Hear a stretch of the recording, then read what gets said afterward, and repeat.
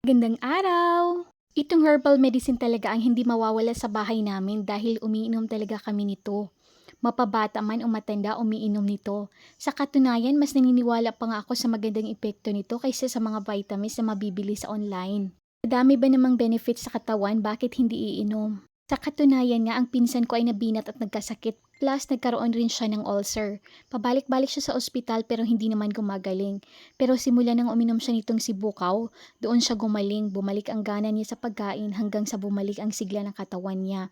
Pati ang ulcer niya nawala rin. Pinutol ko lang ng mga 3 to 4 inches itong sibukaw pagkatapos tanggalin ang balat at biyakin ng maliliit at hugasan.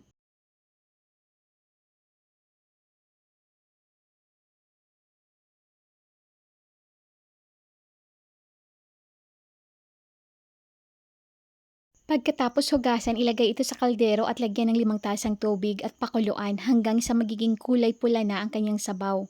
Pwede mo rin itong ilagay sa thermos para anytime gusto mong uminom na mainit na sibukaw, pwede pa. So instead na uminom ka ng mga 3-in-1 coffee, ito na lang herbal sibukaw ang inumin mo. Kami kasi sa bahay naniniwala sa kasabihan na prevention is better than cure. Let's stay healthy! Thank you for watching!